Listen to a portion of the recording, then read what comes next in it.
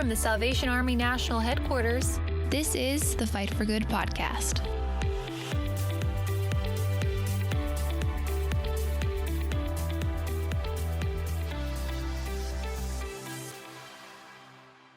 Well, hi, everybody, and welcome to another episode of the Fight for Good podcast. I'm your host, Lieutenant Colonel Tim Foley.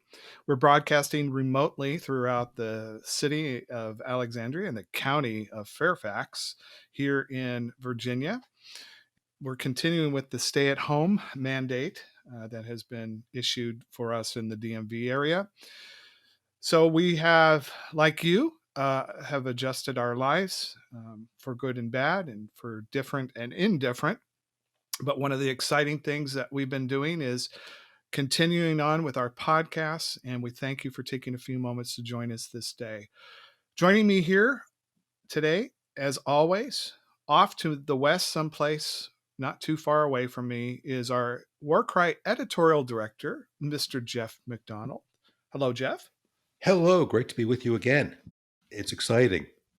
It's always exciting, and it's always good to hear your voice.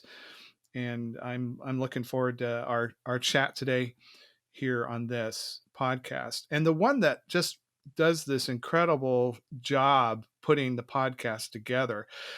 Just a little behind the scenes. We sit here and talk for like 3 hours, and Elizabeth just tolerates us. Our great producer, oft in the distance, Elizabeth. So good to have you here with us this morning as well. This is such a thrill for me. Great to be talking to you guys. Now, you had said something before we pushed the big record button, and that was there was something that was going on in your life that was probably newsworthy for both Jeff and I to hear about and our podcast listeners. Would you like to share with us? I would love to share with you guys. Okay, here it is. So my lovely comrade yesterday hit me with this little riddle, and I'm hoping you guys can solve it better than I did because I did super poorly. Riddle me this. Riddle me this. Okay, well, I'm setting up now. Okay, ready? What does YES spell? What does YES spell? spell? Like the letter Y or the word Y? YES. 3 letters come together to create a word. Okay. Okay. Well, I think Is most that the of riddle? our listeners would agree with us, Jeff. It means yes. I'm very literal. I'm a phenomenologist, so I'll say yes. Mhm. Great responses. Okay, now here's where it's about to get super tricky. What happens when you add an E in front of those letters? How do you say that? Well, is that like a what do you call it? A Pennsylvania Dutch kind of pronunciation? Yes. Yes. Yes.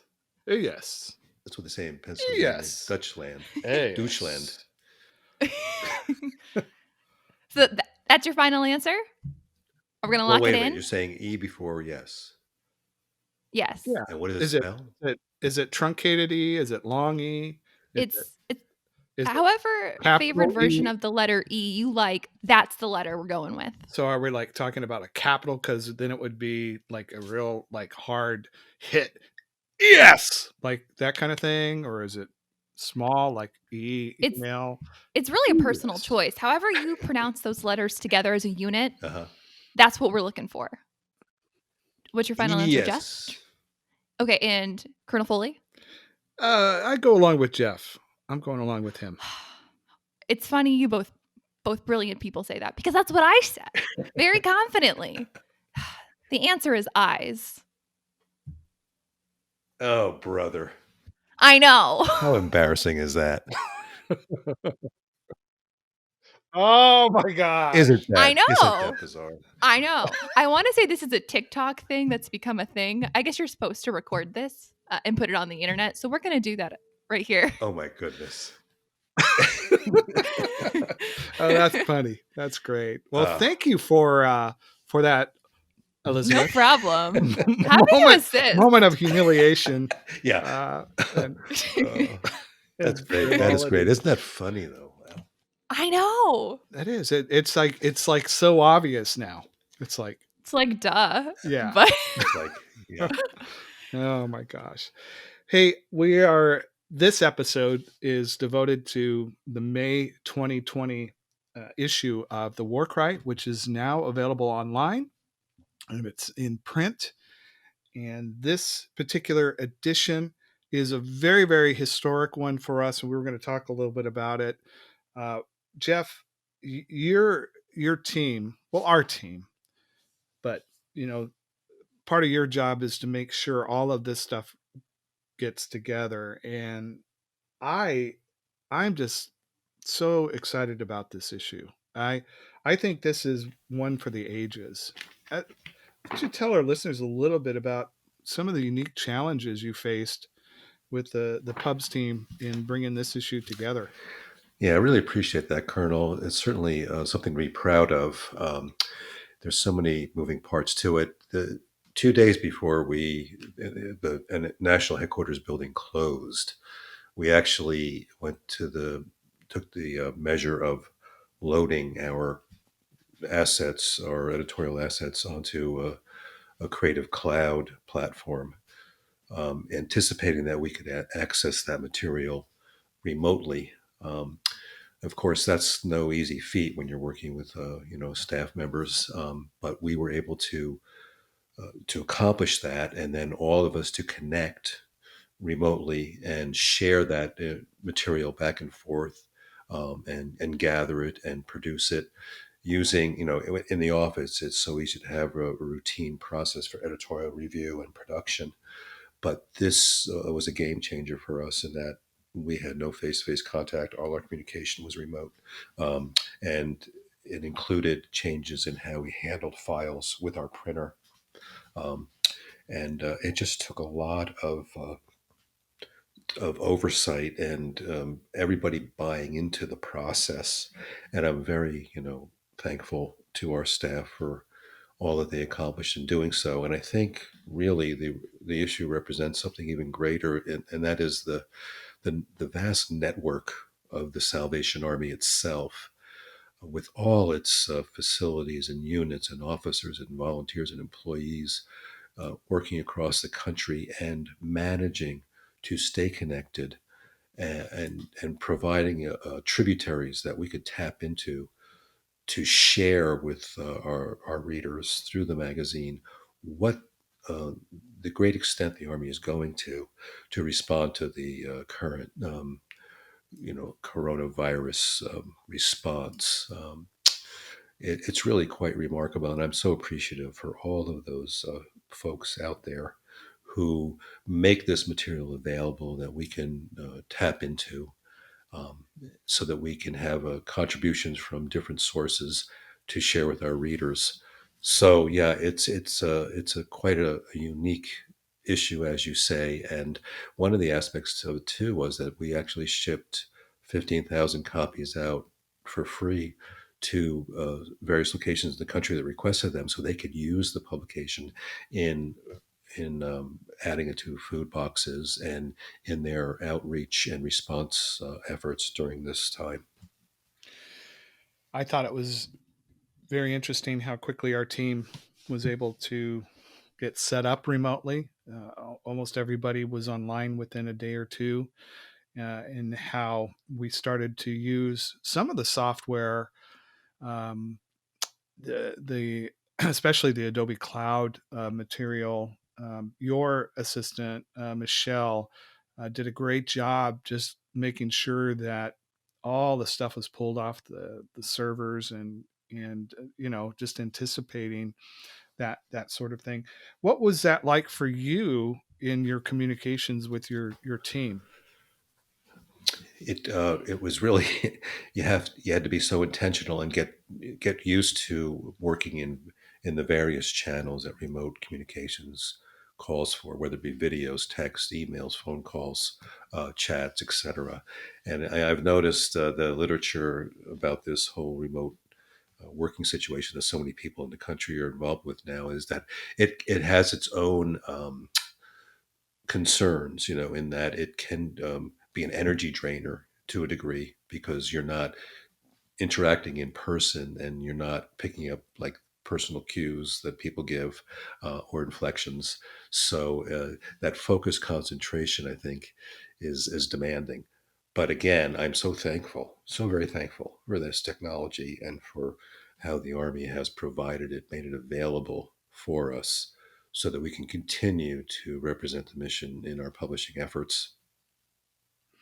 We were also challenged in this time to make some significant changes to our digital space. I know, Elizabeth, you were involved with Impact and Cyberchrome on kind of retooling our website a little bit, right?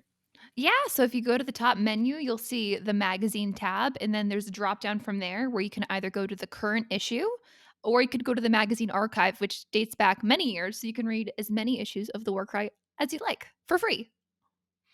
So there are things happening now with the War Cry as the Salvation Army is serving over 1 million food boxes, I believe, this past month. I forget what the stat was. Yeah. It's mind boggling.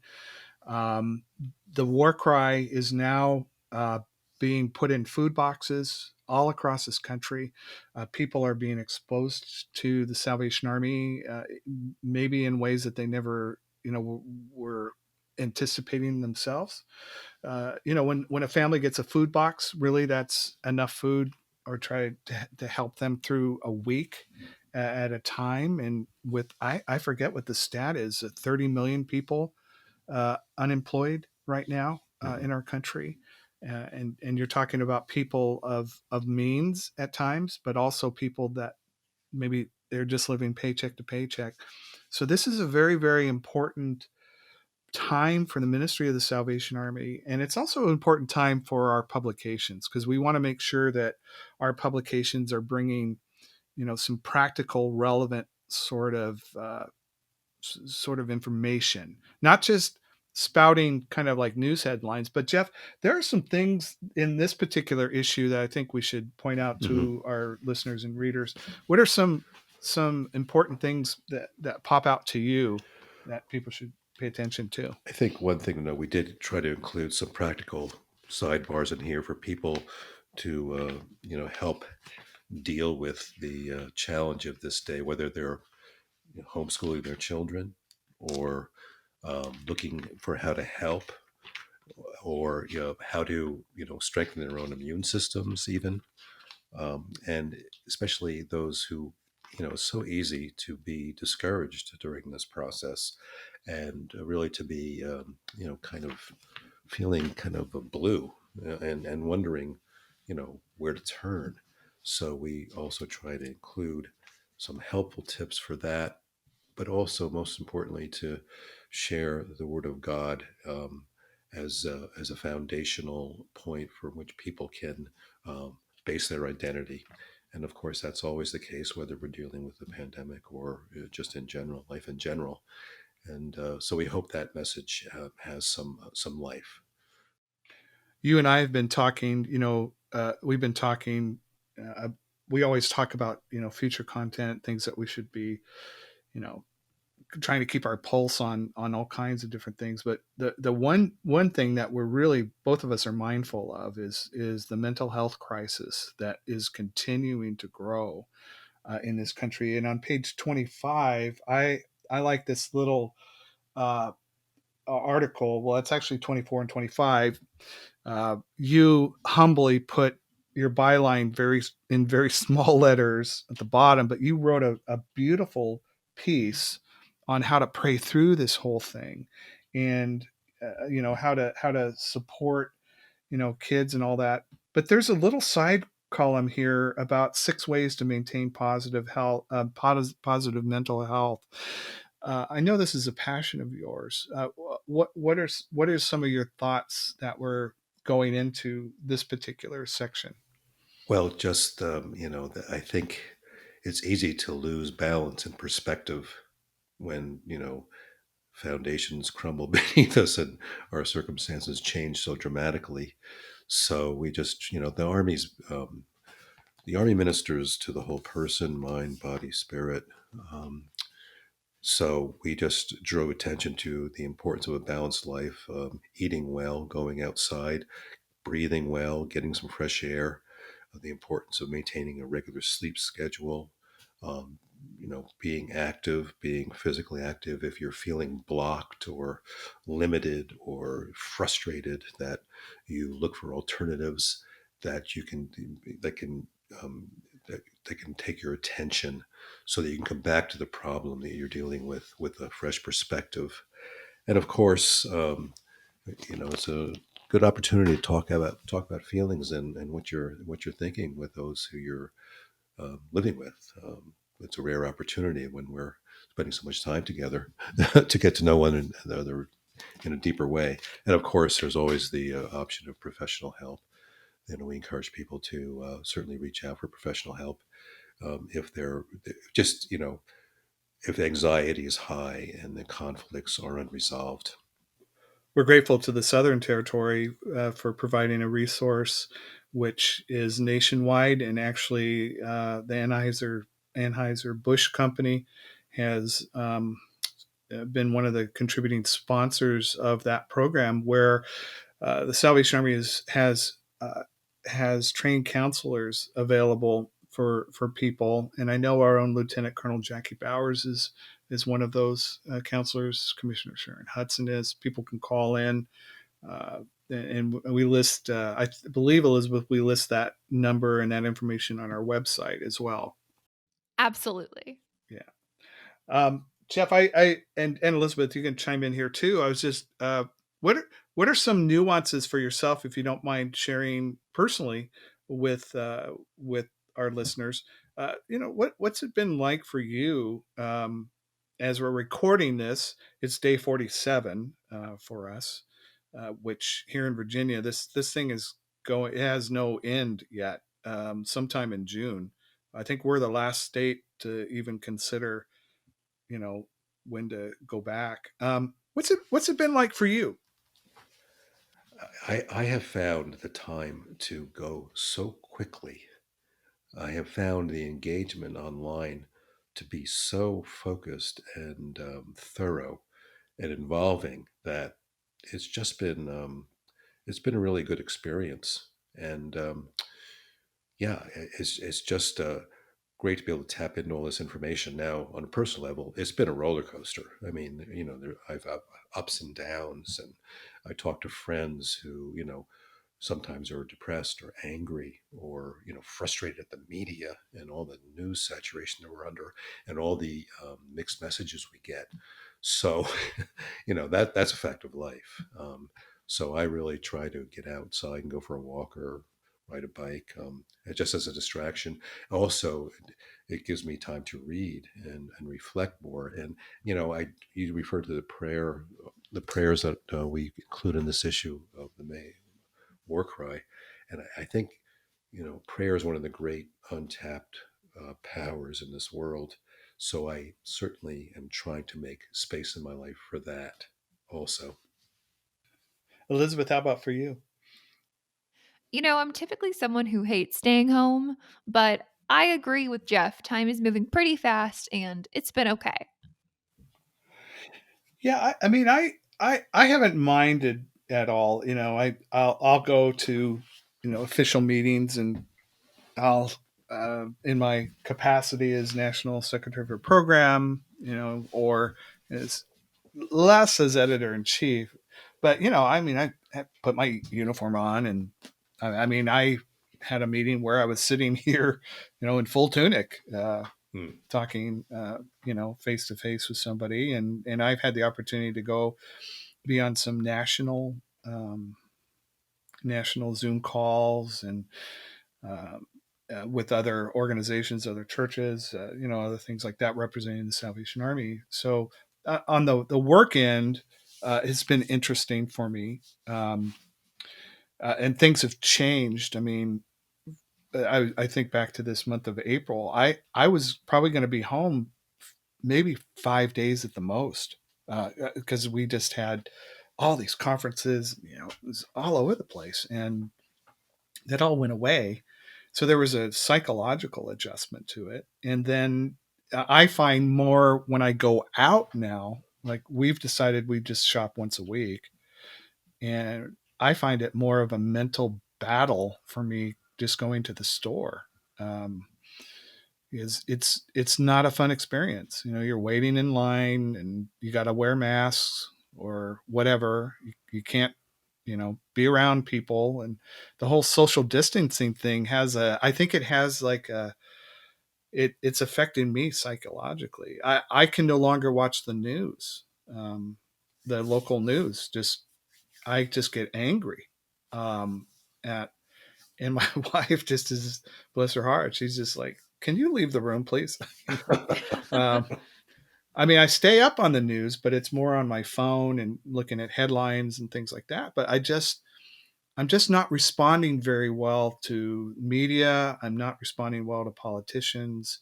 And I know in the medical people, I mean, this is all just so out of everybody's control. So, there is a lot of anger and blame. And I think for us just to kind of ignore that isn't healthy. But finding healthy ways to like kind of bring that all together, and that's what I guess I appreciate some of the practical things that Jeff, the team's putting in the war cry to kind of help us with that.